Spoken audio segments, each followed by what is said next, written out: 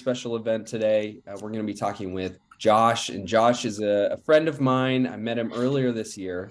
And the really cool part for a lot of you guys is you've had a ton of questions for me about interviews, and I've done my best to share my experience with it and what's worked well for me. But it's going to be really awesome to have Josh here with us because he's got loads of experience specifically in that section of Salesforce, helps people get recruited, kind of walks people through that process. That's what he does for his job. So going to be an awesome event to be able to kind of pick his brain and figure out what questions you guys might have, how you'd like to approach those things. And if you're new to the event, usually how we run these is more than likely what I would love for you guys to do is this is your time. We have a full 60 minutes. And Josh has set that time aside to come and speak to us and answer literally your questions. So I would love to be more of like a Q&A style as much as we can. But if it's not, I also have, questions I can ask Josh to kind of get the conversations going. So more or less, that's kind of how we're going to run it. Welcome to anybody that's new. I know we've had a few people join over the last week. I know I've seen a few of you guys in here before, but I know Kimmy, awesome to have you here. I know that you're on a different time zone than us over there in Hawaii. So thank you so much for jumping over.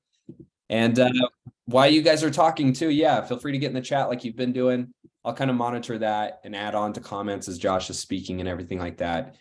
Josh, while we give just a second here for the rest of the people to round up, you want to give us a quick introduction of who you are? Sure. First of all, thanks for everybody showing up today. It's a big deal when you carve out time that you could be spending with family and friends and your children or whatever, and you come to try and get better at something that might help you in your career. So I think everyone in this room is already you're already crushing it, right? Like you're signing up, you're getting the support that you need, you're showing up to the things that are offered, and it's a big deal. Okay, so with that said, my name is Josh Matthews. I run the SalesforceRecruiter.com. And I've had this business for 4 years. I've been involved in staffing, recruiting, headhunting, and leadership in a variety of sizes of companies up through Fortune 500 organizations. And I've been doing this since '99. This little business that I've got now is really positioned to help support experienced professionals in the ecosystem to land opportunities with the best of the best clients, well-vetted, well-regarded organizations that either may be household names or may not be, and to give them the support that they need to in a direct way, advance their career. But of course, we can't do that for everybody.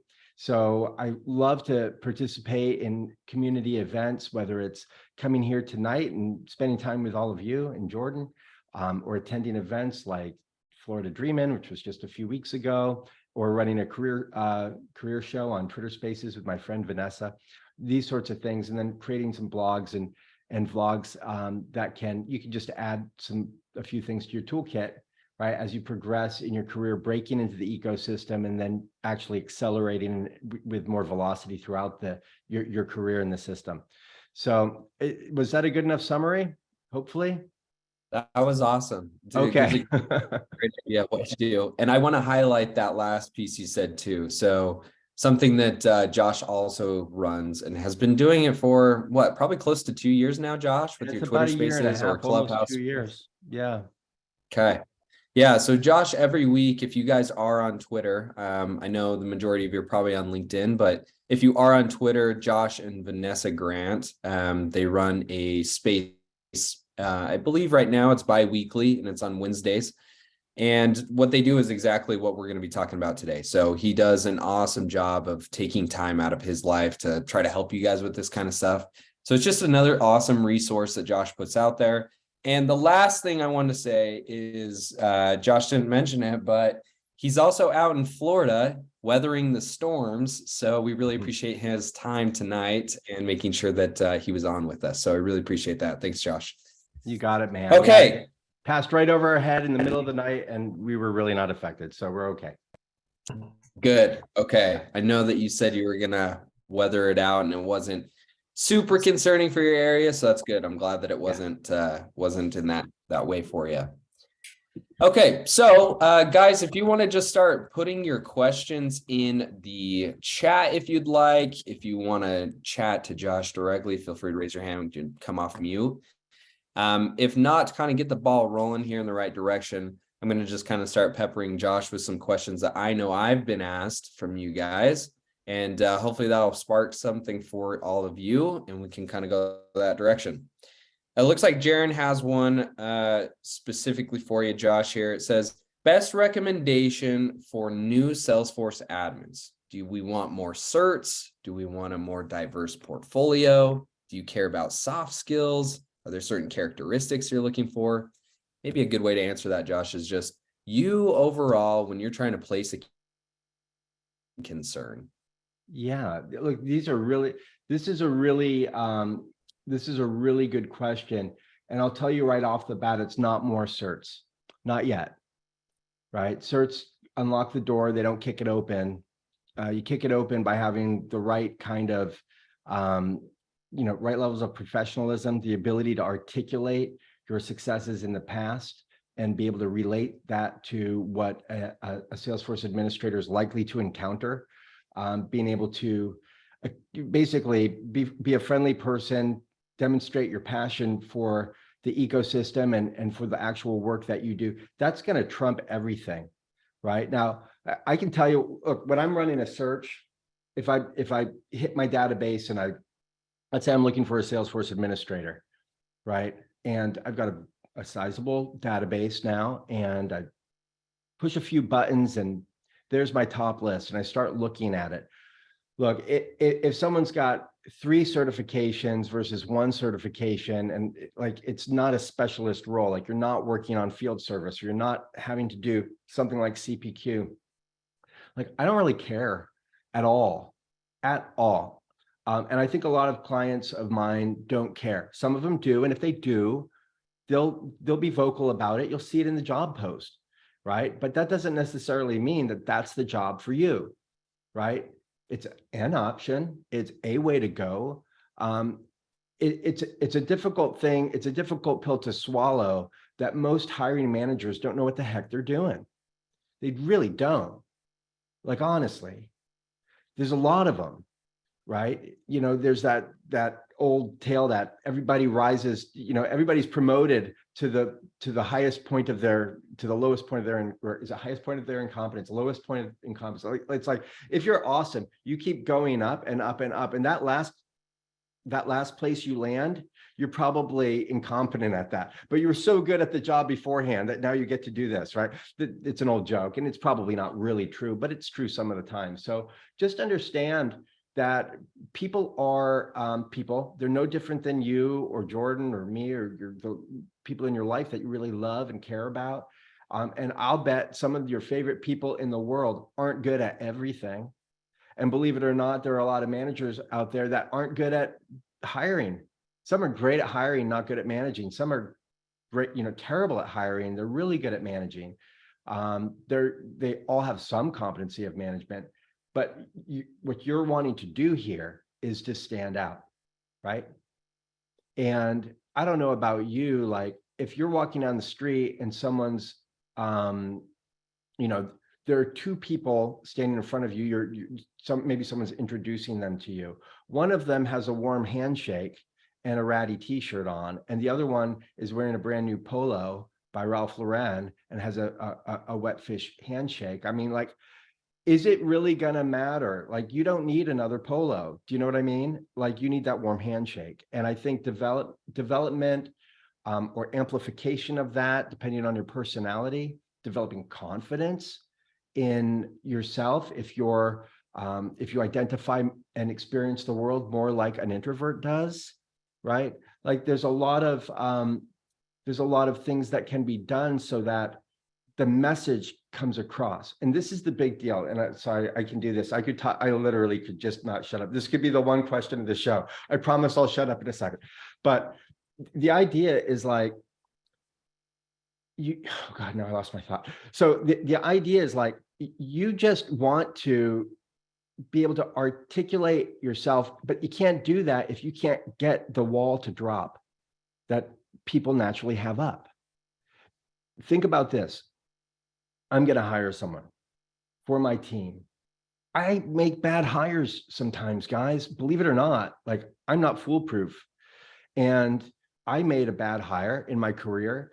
Um, it's like I knew something was wrong after a month. I really was shocked at what I was seeing after 2 months. It took me 4 months to let go of the person, and it cost me personally $40,000 or $50,000, right?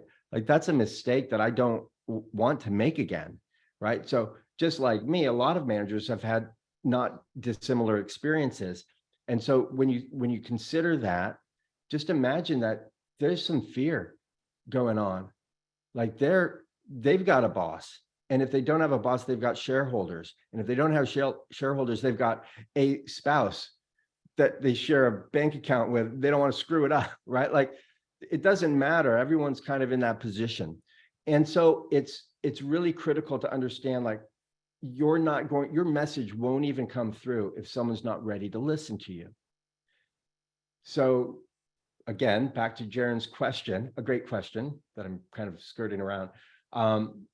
It's really about being able to, first, you want to be seen, be noticed, right? A little bit, have the connections that you can connect with, because no connections, then you're not connected. What the heck? So, you've got to meet people and stuff, but their experience with you has to be a certain thing. And it really should be authentic, good, positive you. And people sometimes struggle with that. If that is something you struggle with, like, that's the thing to work on. That's the thing to figure out, that level, that confidence, right? And then, you just fire up your personal skills. You can articulate things that you've done, and you'll get people on your side, right? Sorry, this is a long answer. I'm done. Not at all. And I like the direction you went. I know Megan has a question next. We'll let her go next here. But great way that you articulated it, because something that's a really popular thing is a Salesforce unique problem. But in a lot of cases, when you're struggling, sometimes the first thought that comes to your mind is, well, let me just throw more tools at it. Let me throw money at it and try to figure it out that way. So I like the way you articulated it, because instead of saying, oh, let me go get 5 more certs and that's the problem, you're saying, no, you got to look back at yourself. Like, how you're interacting with people. How are you making people feel? How are you selling yourself? How are you trying to market yourself out there? And I think that's really important. I was talking about this today with my in the community to go. They've been applying and it's just not happening. And I know we were kind of talking about that same thing, which is like the unique process with this when you're changing the career is you're not only learning a brand new skill set, but you also, all these things in between are also skills, right? Like interviewing is a skill. Knowing how to market yourself is a skill. Building things online is a skill. Content creation is a skill. So there's all these things that are different skill sets in between that I think are really good, that often get overlooked because it's like, well, I got certs, so I don't know why I'm not getting a job. Or like, I did my trailhead, like, why am I not getting a job? Yeah. So I like the way you put that. And can I add, Megan, go ahead with yeah. Can I just add to that real quick? And then Megan, happy to hear your question. Look, the roads worth going down are the difficult ones, I think. I mean, every success I've ever had, every experience of feeling accomplished, feeling like I've advanced myself, built a muscle, an emotional muscle, a behavioral muscle, right? Everything's been hard, and it's been difficult and worthwhile, right? And so when we're trying to figure out why we're struggling getting callbacks, why are we struggling? We're getting phone calls, we're not getting Zoom interviews, we're getting Zoom interviews, we're not getting job offers, right? We're sending our resume out, we're not getting callbacks or emails. It's the easiest thing to say, oh, it's certs. It's the easiest thing to say, it's the market. I got to tell you, it ain't the market. Just so you know, it's not. right? There are market conditions, but this is the game we've all chosen to play. So play it. Someone's going to win, and it might as well be you, right? So like that can never, I just want everyone here to know, like that can never be an excuse, which leads us to that difficult road, which is self-reflection. It doesn't even mean like humility. You might be overly humble, right? Like it's not like that. It's just that self-reflection of like, where am I getting in the way of myself, right? How are self-aware, like what's my level of self-awareness? And even if my level of self-awareness is high, how am I actually acting or living by that? Right? Because we can be self-aware and be like, I know I'm an a-hole. Like, I get it. Like, I know that. But like, doesn't like you can know that, but then you get to choose not to be like that. Like, then you have a choice once you've got that self-awareness. Okay, enough of that. Megan. Oh, well, thanks. I apologize if you can hear my 16-year-old playing his guitar. Yeah. Because just now he started playing it. But I've got a 16-year-old who plays guitar too, so you're good. okay, thanks.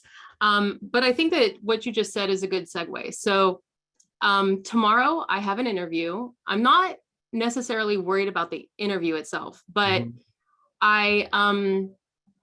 so I'm in the HOH fellowship. I'm a veteran, and Thank you for your service. thank you. And yeah, and tomorrow is Veterans Day. So it's like, Veterans Day. you know, an interesting little side thing. It is. But so I have an interview tomorrow, and like I said, it's not necessarily the interview that I'm worried about. I usually do really well at interviews, but I had the prelim interview. And when I was talking with the woman, she asked me, you know, like, what are your salary expectations? And when I told her what they were, especially since they were interested in me because of my teaching experience. So I'm a professor. I have 10 years of teaching experience. Okay. And what they want, they just started using Salesforce. They set it up, you know, and now they're expanding. And so what they want are trainers. And I'm like, okay, that's why you want me, right? You want me because you need someone who has all of this teaching experience with a Salesforce cert, which I have, right? And you need someone who's created and developed courses, and who can, you know, teach people how to use Salesforce. I'm your girl. And so when I told her what I wanted, she said, well, whoa, that's on our high end. And this is a junior Salesforce admin. And, you know, you haven't been doing Salesforce for that long. So we'd expect you to be on the lower end. Right. And then I was like, oh, okay, you know, and I said it like literally like that. And like, since I am new at this, and you just mentioned, you know, as I said, you know, the market factors. Yeah. A lot of the companies who are in the HOH fellowship have dropped out. We started out with 27. Now we're at 21. There have been companies who have decided not to take as many fellows, you know, and so, you know, part of me is wondering, okay, if I do this interview, you know, let's say then I'm offered the low end, should I, you know, be like, okay, it gets my foot in the door. Yeah. Okay. So yeah, this is straightforward. Yeah. You said you'd like this much. They said that was low. That's what we're dealing with. Right. Okay. And I understand too, like you're bringing this not easily acquired depth of experience that they'll benefit from. Right. And so like, where's that, like, how can you wrap your head around that and either get real comfortable with what their offer is likely to be, or negotiate, but maybe risk something, right? Or be able to say no, right? Because those are your three options, right? Exactly. Yeah. Okay. So you'd like some advice right now? Absolutely. That's okay. That's exactly what I'm asking. All right. As someone who's been through it and done it, probably. Yeah. a few hundred or 1,000 times. You got it. Okay. So first of all, congratulations. That's awesome. All right. Thanks. Yeah, like you should feel good about that. Have you been on the hunt for a long time? Over a year. Okay. So I probably don't even have to tell you anything that you don't already know. Your skill set from your background is the thing that's actually opening the door. Your level of experience as a Salesforce is what they're at the end of the day hiring you for. Okay. So I'm not here. I'll never tell someone that they should take a job because everyone's got different financial needs.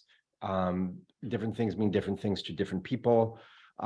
But education has a cost. You're a professor, you know that. I doubt you've taught too many students who attended 100% for free all the time, right?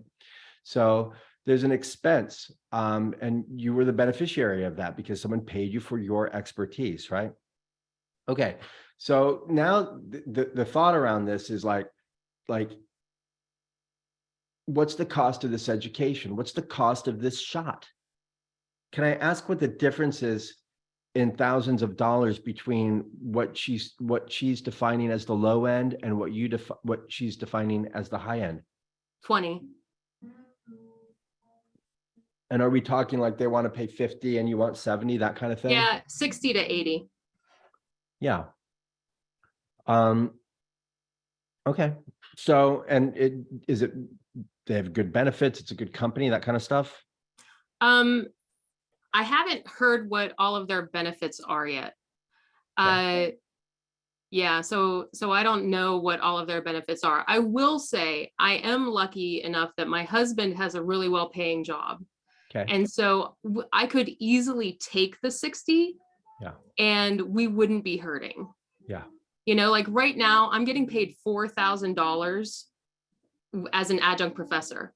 Like I get paid $4K for every class that I teach. Okay. So taking 60 would not hurt me. Okay. So, You know, like, it's good to hear, Megan. I'm going to jump in yeah. and just help you, and you'll be able to wrap this up, wrap your head around it, and be able to make some good decisions moving forward, I think. If you can afford it, you know, look, the goal when we're interviewing is to win an offer. It's honestly not yet to get a job, because you can get an offer at a crappy company. There's your job, you win. Oh wait, no, you didn't. Now you're going to be miserable every day for 4 years, right? Like that's not winning. You win when you get an offer, because what that does is it takes this power that someone else has and it puts it right in your hands. You do not have any control other than your behavior and communication, and maybe how well you can explain your past to people, until you get an offer. And then you get to say yes or no. Then you're in the position of power, period. Right? So you win the offer. And when we're talking about compensation, we don't say, I want 80, right? We say, and there's different laws, like where people can ask you or not ask you, but you just sort of find your comfort level of whether you want to share what you've been earning. There's some risks here. If you've been making 100 grand as a professor and they want to offer you 60, they're going to get nervous, right? If it's the same amount and you're willing to, you know, take the same amount, but for a new job, like it's fine. So just, there's a balance in here. But I would just say, you know, I don't say anything, honestly. It's like whoever speaks first loses. That's just old negotiating stuff. And it's never more true now. It's always been true, right? So someone says to me, Josh, what are you hoping to earn in this role? You know, I'm hoping to earn what's fair for my combination of experience. I understand I don't have a lot of experience in Salesforce, although I think I've demonstrated my passion and commitment to learning it. But I do have a lot of experience in helping people not just be able to teach them, but making sure that they're actually learning it, and that has a really positive impact on their lives or their business or wherever they are. And so, you know, that's kind of where I am. Why? What were you thinking? Right? Like you don't shut up until you ask them. Why? What were you thinking? This is called lining. Line and close, right? So lining someone is, you know, you're sort of setting this expectation without necessarily giving a number. Now you can line people with a number too. You can say, gosh, I was really hoping to earn about $90,000 because I bring this, that, and the other thing, blah, blah, blah, blah, blah. Is that what you were thinking? And now they might be like afraid to say 60. They could also just throw everything up in the air, be like, we're way off. I'm sorry, have a good day, right? You could do it when you're selling cars, you could do it when you're selling houses, things like that. So I wouldn't line too heavily there, but what you want to do is respond by inserting where your actual value is. People pay for what they pay for perceived value, right? I mean, if someone goes out and in Japan, I don't know, it was 15, 20 years ago, someone was selling coffee. It was like $5. Across the street, someone opened up a little pop-up and was selling coffee for $100 a cup. And there was a line around the block. It's a perceived value or a story. Do you see what I mean? So in the future, if you don't take this job, if you're not offered it, or that you're offered it and you say no, and for anyone else here listening or who might be tuning in on YouTube, just think about, like, get out of it. Get out of responding to that question with a number. And if you are forced to, because you don't want to, like, you can say no basically once and then ask them. And if they push back and say, no, really, like, what are you looking for? Now you have to answer. And you can say something like, I'm targeting $80,000. I think that might be just a little bit high for someone with my level of experience. But I think that with my level of experience as a professor in this unique position, that your company is going to receive a lot of benefits that come from that deep knowledge I have. And I think that you're going to find that a little bit more money is going to go a long way if it helps your people close more deals, because that's really what Salesforce is about, or whatever, like, if Sales Cloud, like, you see what I mean? Mm-hmm. Like, originally I tried something like that. Well, when she asked me what I was expecting, I told her that I was expecting 80 to 90 based on what the other companies were offering. And that's when she was like, oh, 80, that's more than what other companies? The other companies that are in the cohort, or that are in the list. I mean, just everybody throw Yeah. that out. That doesn't matter. I mean, Yeah. like, Salesforce is going to pay one Right. thing to someone in San Jose and another thing is someone in Lexington, Kentucky. It just, like, you just can't compare. Like, comparison is what's the quote, Jordan? Do you know this one? It's like comparison is like the origin of all misery, right?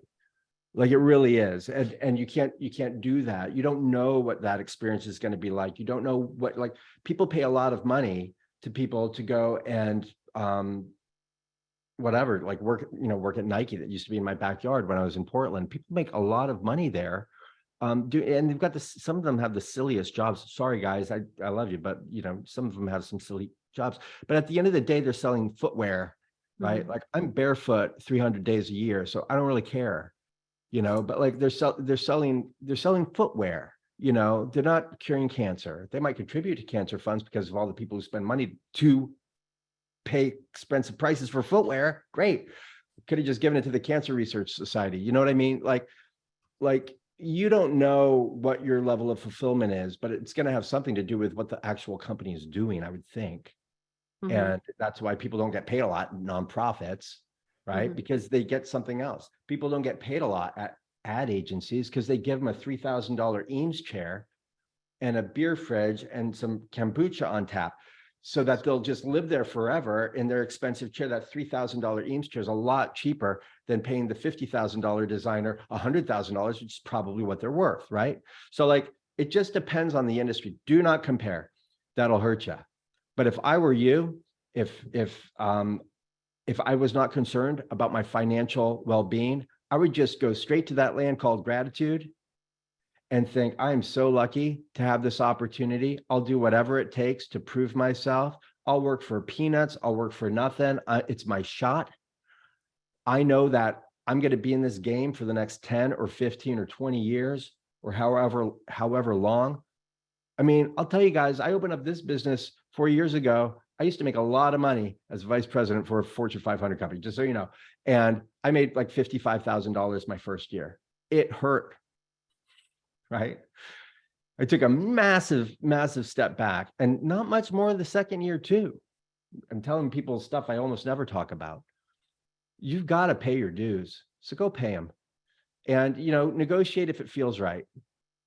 If it doesn't feel right, just say, if it doesn't feel right, just know that that's why you even got in the door, man. That's what I think. Yeah. Thank you. Cause I Sure. mean, honestly, I've been thinking the same thing. So Okay. Well, I, good I luck to do you appreciate tomorrow. it. Yeah. You got it. Good luck to Thanks. you. I'm sure Yeah. you'll do great. Yeah. Thank Good. you. Sure.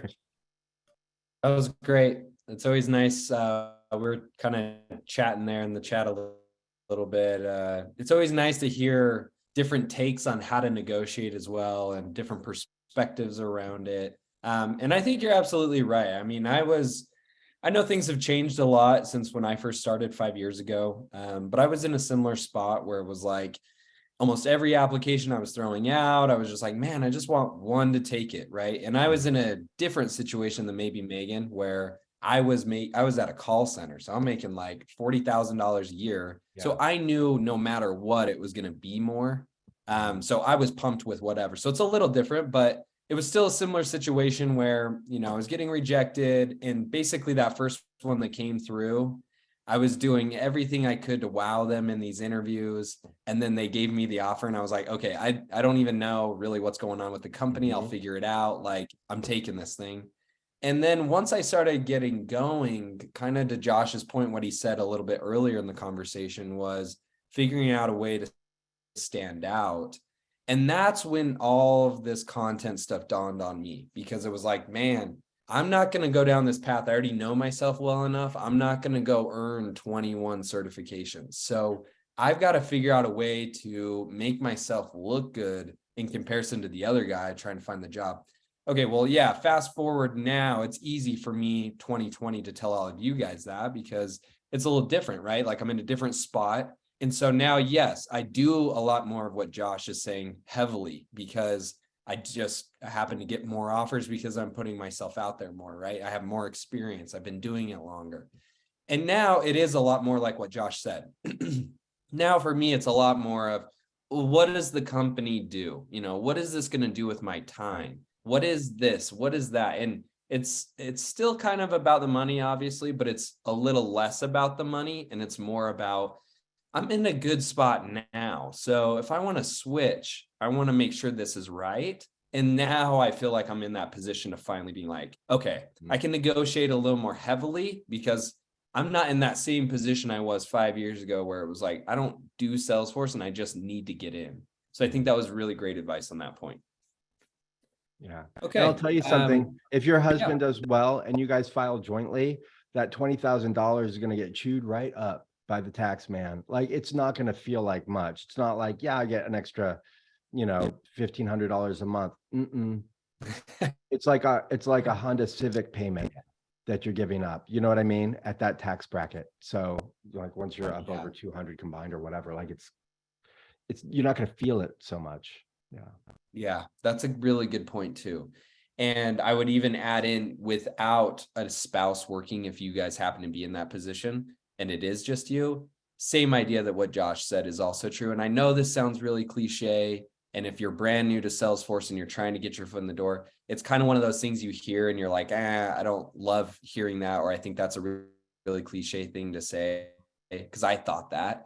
But as I've progressed along and have increased my income, I've felt the same way as Josh. Like, the longer you play the game, the more you realize, like, I was like always super worried about X amount of money. And then it was actually, what I cared about was going to work and not hating it every day, going to work and liking my employees. Because sure, you might make that extra 5 or 10K, but at the same time, like, if you're going every single day and you're going to be there for a couple of years, that's not going to be fun to sit there and have to kind of wade through all that mess. So I know it's cliche. No, you probably don't love to hear that, because I know I didn't. But at the same time, that's also been my experience when I've jumped for jobs that I thought would be awesome for me, and they weren't. And it was situations like that. And it made it a lot less fun to earn that extra money. I was like, man, I would have rather kept what I had to stay at that other job than to move for this extra amount and be in this situation I'm in now. Absolutely. I'll tell you something though. There is this other thing. There's this way of approaching your job or approaching your career where you really see it like it's a game to be played, right? Oh, I'm going to play I'm working for a shitty company, but making good money game, right? Like, that's a game. It can be won. Know the rules. You'll have to change who you are a little bit, but you're not going to change what's inside. You're just going to get more skills, be able to deal with more adversity. Like, okay, oh, they're like this. Okay, right? Like I'm gonna crush it, and then I'm gonna buck the system. Watch this, watch this, watch me do this. Oh, like you can put like honestly, guys. I mean, the stories I want to tell you, I can't tell you, you know, where I've worked for bad companies, and it's like, oh, okay. Oh, you're unethical. Got it. Okay. All right. I got that. Okay, I see that. Okay. Oh, you say this, but you mean this. I know what that looks like. I know what I can do with that. You know, all of a sudden I'm like Barrow on Downton Abbey, like, just like scheming. Like you can play these games, guys. You can play the I've got a crappy boss who yells at me game, right? And be the person that when they yell, instead of going home and crying in your pillow, you laugh at them and be like, you're ridiculous. You could do that. You can do that. That's a skill. You could do it, right? Like, so whatever the challenge is, you can run away from, but before you run away, try and face it head on and figure out, okay, I remember Josh said, it's a game. What are the rules? How do I win? Talk about it with your friend if you're an extrovert, or sit by yourself and think really hard if you're an introvert, and come up with a plan, right? Just so you know, because you're going to find yourself in those situations, and life still doesn't have to be horrible for you. Yeah, really good point too. Yeah, it doesn't have to be like you said, that's also a skill, trying to figure out how to handle that kind of stuff, because there are two parts to that. And I won't spend long on this so I can ask your next question, but I would say the other side too that I've noticed is it's like you also don't want to be in that crew where you're not putting in enough time to see how it weighs out, right? Because there's been times too when I've started jobs, and luckily I had the idea that, hey, no matter what, I'm staying this amount of time because I want to see this out or whatever. And it's improved, right? Because I'm taking a different mindset. I'm trying to approach problems different. But yeah, I mean, that's also expected. And I don't, I think there's that other side where it's like, you don't want to be in a situation where you've been there 2 months and you haven't warmed up to your coworkers yet. And you're like, okay, time to start looking. I hate this. Because sometimes some of the problems I've had, sometimes it's taken time to work itself out. So yeah, I think it's definitely two-part, like you're saying. Like it's definitely a skill set to figure it out, how to go through it. And then there's also something to say is like trying to vet it beforehand, like you've also talked about. So those are both really great. Yeah, and you can honor your resume, right? You can honor it, right? Like what's going to happen to my resume, this thing that is helping me throughout my whole career, right? For all future years to come. Like, how can I honor that thing and still be true to myself, right? Well, it's like honoring your future self. And you don't have to say, I'm going to give it 3 months, right? Because now you're just going to dread every day, 5 more days to go. Like it's never going to work out. Like you won't like it, right? But you can be like, okay, I'll know when I'm ready. But I'm going to give myself like, I want to get to the point where I feel like I'm about to quit 3 times and see if I can overcome it. That's a better number, right?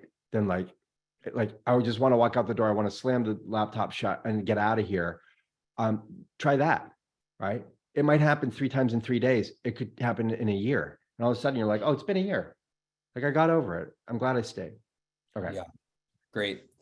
Okay, so one thing I wanted to ask, I haven't seen anything pop up in the chat yet, but one thing I wanted to ask is, we touched on it a little bit when we first started this convo, but what would be your advice for somebody where, they have the cert, on paper, let's say everything is taken care of. So they have their cert, they've had some hands-on experience doing some volunteer stuff or whatever, and they're applying, and they've been rejected several times. Sure. And they've been doing this for a long period of time. I know there's a few people like that in our community. Okay. And so in that situation, what would be your first thing where you're like, okay, you have all the stuff on paper, you've been applying, you're doing technically all the right things. Is there something else where you're like, this is usually like the go-to that I would say that this is what happens, it's not going right. Maybe you need to tweak this. Maybe it's this. Is there something like that you've seen in your experience where maybe that's been the case? Sure, absolutely. And it's a good question, but let me just ask, because I want to make sure I understand it correctly. So yeah, when you say they have the paper, they've got the cert, they've got their LinkedIn profile, like, are these really dialed in, or like they're kind of good standard basic, like it's filled out? Let's Or are say, they like yours or mine? You know what I mean? yeah, let's say the first one. Let's say it's basically all there. Okay. Yeah. So I mentioned it earlier, if you're applying and you're not getting, so people don't get responded to for a variety of reasons, right? And sometimes it's not enough certs. Like, honestly, it is sometimes, but very rarely.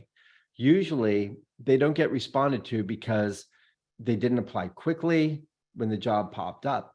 Their resume didn't parse correctly, so no one could see them. They didn't have a relationship already established with the internal talent acquisition team, who was like, oh, it's Jordan. I know Jordan. Yeah. Oh, hey, Chrissy, give this guy a call. Like, right? Like that kind of stuff.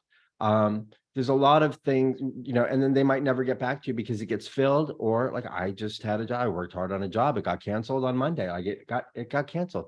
And then the same company gave me a different one today, and we'll probably fill it pretty quickly. Like, that's just what happens, right? Like, it's not always because you're getting rejected. Sometimes even the position's getting rejected and no one wants to say anything.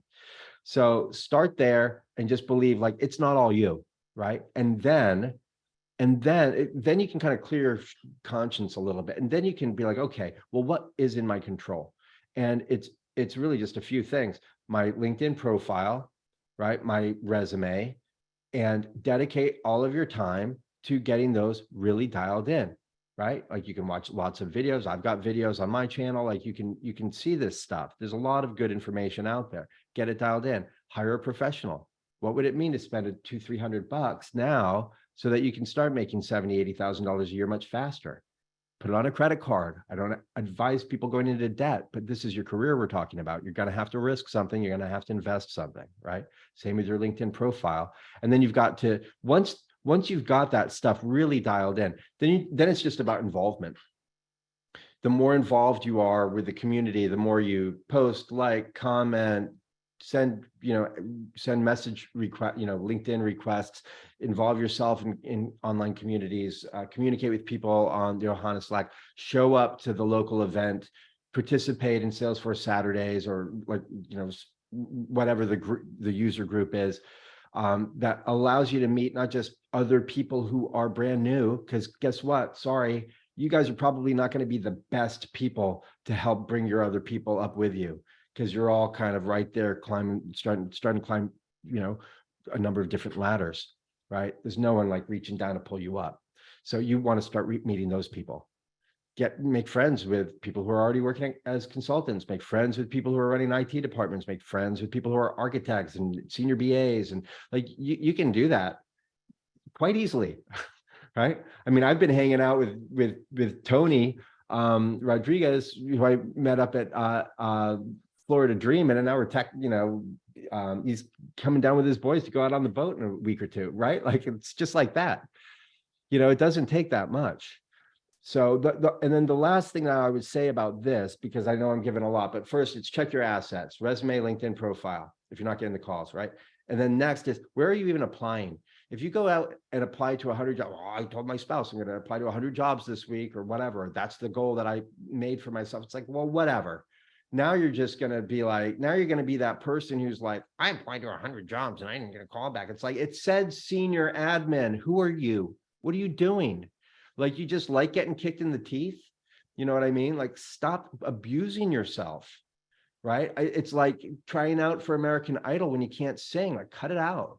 Like, it's terrible to watch those people out there. Don't do that to yourself, right? Figure out, like, all of you look like you've had jobs and careers, right? None of you look like you're 17 years old, but you're all really good looking. So what you want to do is just, like, you've all had careers, you've done something. What's associated with that industry? I was talking to a guy yesterday I was interviewing. He's a project manager. He's got many years in the automotive business, from manufacturing, parts, sales, all sorts of things. So I said, oh, you should go check out blank company. And he's like, oh, they're already my client. And I can't, I can't work with them because of an NDA, right? Or whatever. So it's it's like, but we're both thinking the right thing, right? Like he wants a new job. Salesforce is in like every freaking company right now, right? So just like, okay, assume that, and now pick the industry that you know so that you become the obvious choice. Stop applying to every single job. Save yourself some pain. Yeah. I like that. And to kind of couple that, I guess, with some of the things I've seen with my experience too, it's like going into jobs. I've taken this approach where a lot of this, and you yourself, Josh, like a ton of stuff that we put out where it's all free, right? Like we just spend the time, we help people.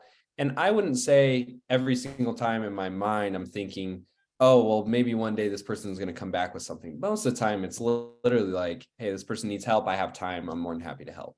And so I'll do this. And to what Josh is also saying, I would add on is like, try to like turn your mindset more into something where it's like, how are you adding value along the way, right? Because when you're asking for a job, that's like a give me type of thing. You're obviously, right? It's a selfish thing. You want to get the job. Yes, they need to fill the role, but if they don't know you, it's very selfish because you're going in and you're just wanting to take it, right? Mhm. Whereas in these situations that Josh just brought up, hanging out with people and somebody coming down to his house recently, or I guess sounds like soon, go out on the boat with Josh. Okay, I pretty much can guarantee without asking Josh that question is like, he's just doing that because Josh is an awesome person and he wants to hang out with this person and he's okay with that, right? But along the way, that's building up this idea, whatever you want to call it, good karma, it's building up your chances, your opportunity, whatever you want to call it. But I've seen that in my experience. Obviously, I'm not in the position Josh is, and I don't have the resources like he has. But just with my own experience, I wanted to add that, which is I've seen that happen for me, right? As I've helped these people out. I literally think nothing about it. And then it winds up being somebody that's connected to that person or that person later on where they're like, hey, yeah, like they know me now. I created a connection. They know that I helped them out. And now all of a sudden this random company they work for has a Salesforce spot open. And now I have a warm lead. I don't need to go through your typical application process because back a year ago, I helped John out and now John's reaching back out to me to return a favor. So I think there's also that. And when I first started, there was like that idea too of like, well, how do I do that? Because I'm brand new. But Josh nailed it when he said, show up to the local events, get in Ohana. You don't need to be qualified to share opinions on what you're learning and how you're doing it, right? I mean, that's your experience. There's nobody that can dispute that. So if you are doing XYZ and you feel that's helping you, you can share that. There's nobody that's going to tell you that's wrong because it's your experience. It's working for you. And that's all you're doing. So I would say change your mind if you do go that route like I have, where it's been sharing content has been 99% of the reason why I get the jobs I do.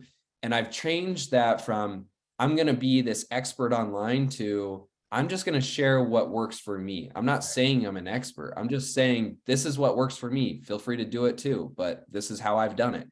And that also takes out the fear of somebody feeling like you're, going to get called out or you're trying to be somebody you're not, because that's all it is. I'm just sharing what I'm doing. That's it. So just wanted to add that in there.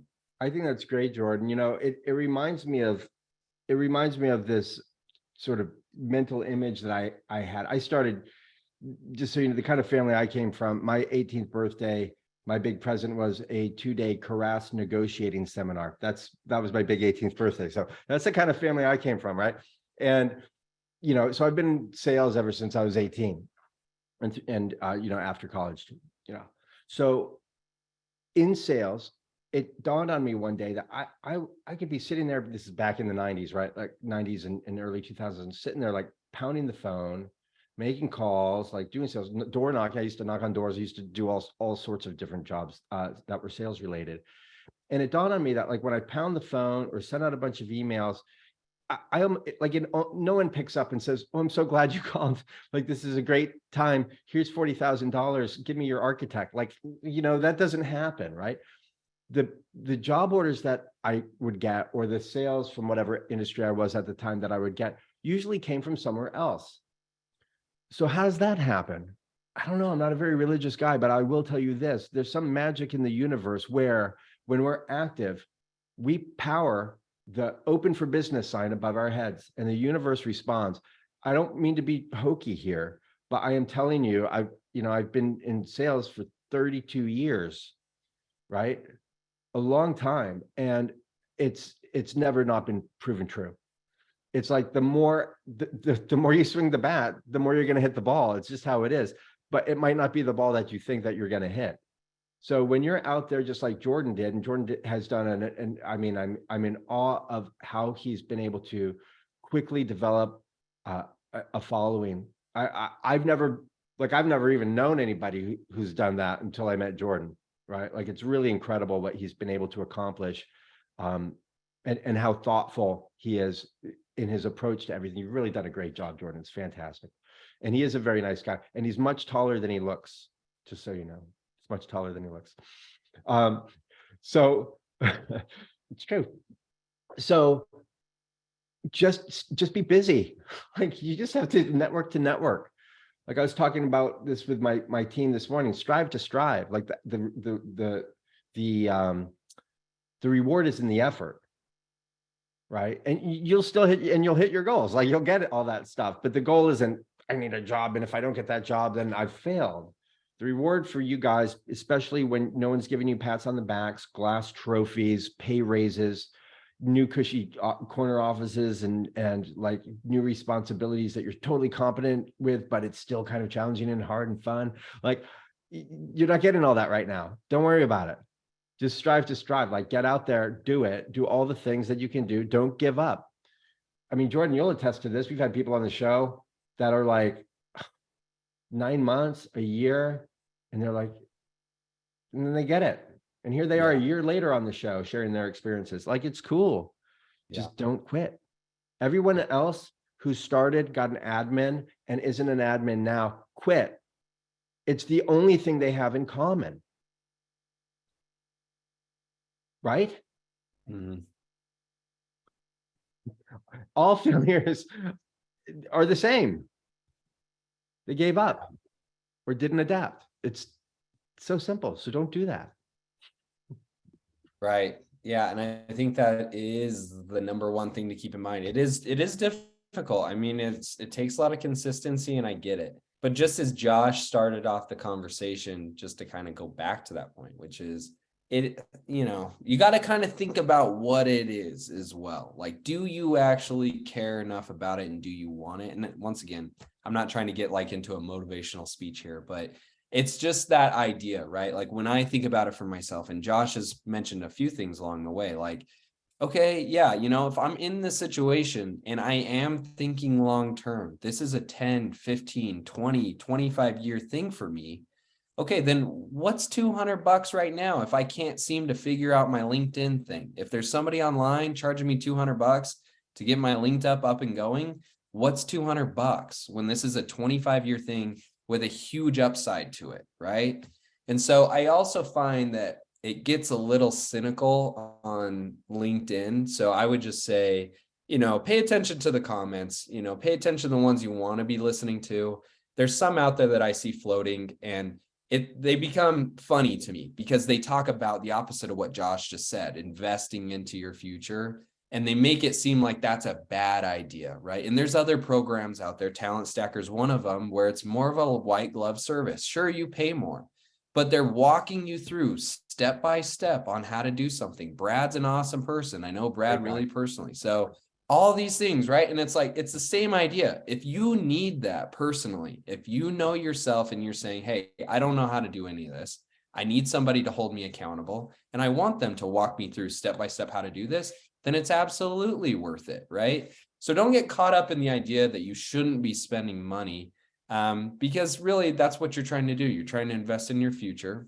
In everything, in every business, not even Salesforce, you can always do it for free. There's just a pro and a con. I can fix my entire house for free, but I don't know any of it. I'm not going to risk that kind of stuff, right? I'm not going to try to do electrical work when I know I don't know how. I'm going to call a specialist, come out and do it. So it's the same idea when it comes to your career. So wanted to hit that point too that Josh had talked about, where, don't be shy of those things. It's not a bad thing. I do it myself too, Jordan. Yeah, I do too. That's what I was going to say. I have a coach. He's very expensive. I bet I pay like I'll bet I pay like $250 for a half an hour once a week. I'm not even joking. I'm not even joking. It's like, it's so expensive. Right. I think it's Totally great worth though, every because penny times yeah, 100, like, yeah. yeah. Oh, for sure.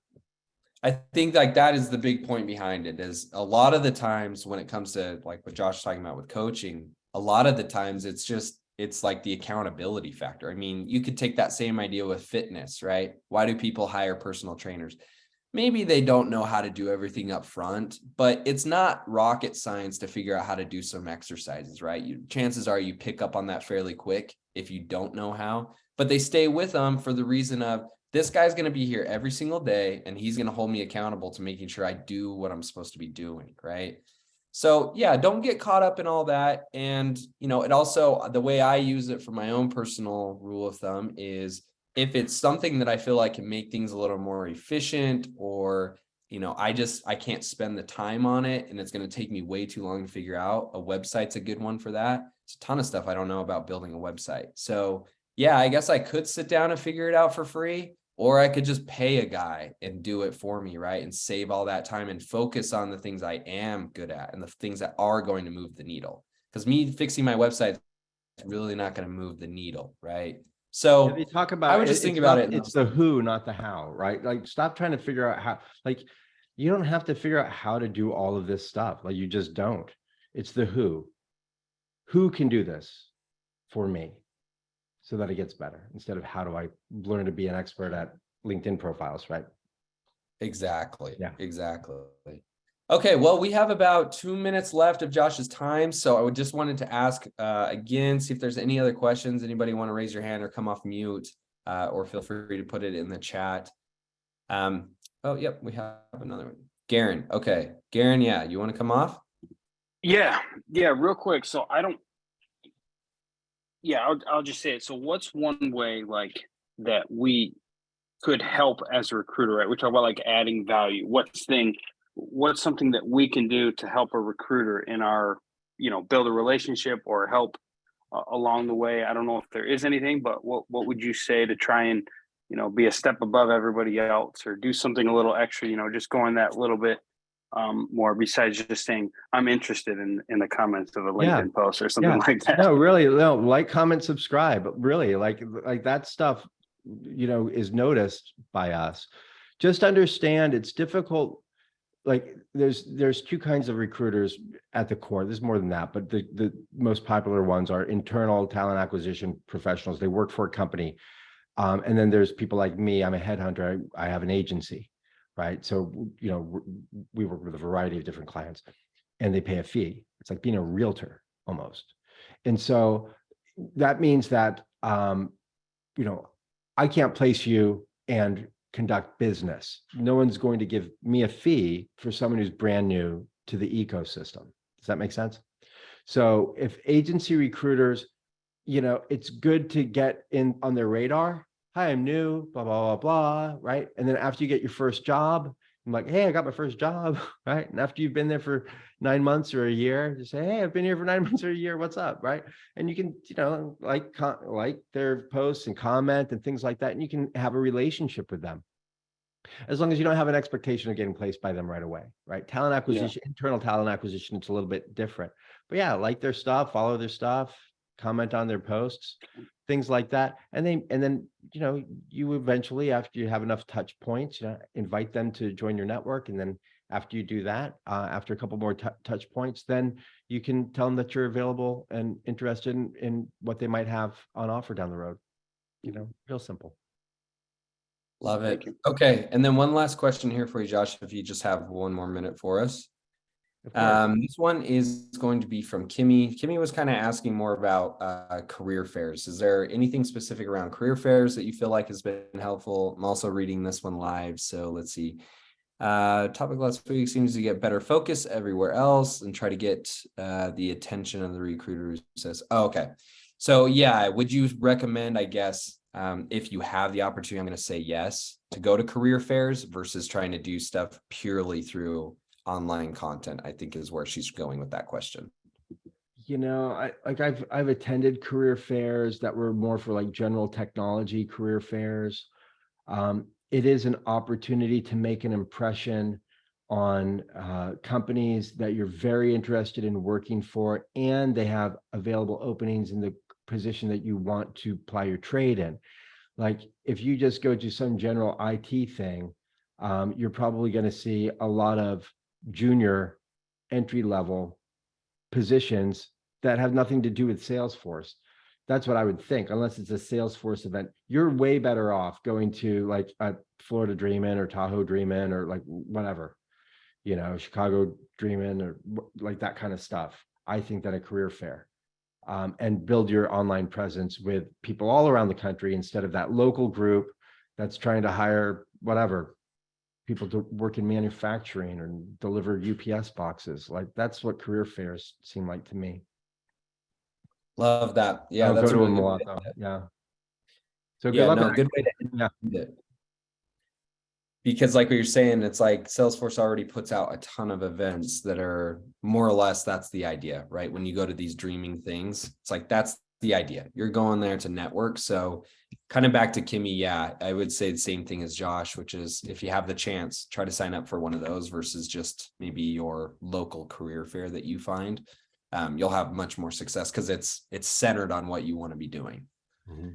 Okay, great. Well, I want to be mindful of the time. So thank you so much for all the questions tonight from everybody. Really appreciate it. This will be up soon on YouTube for everybody to watch back, as you guys know. And just want to thank you again, Josh, for making the time tonight to speak with us. I know you're a little bit ahead of us too on the time zone. No, So you're good, appreciate man. you staying with us. Well, thanks for having me today. I wonder if I could share a couple places that people could go to stay connected with me as well. Do. Thank you. So if you go to Twitter, you can follow me at the Josh Force.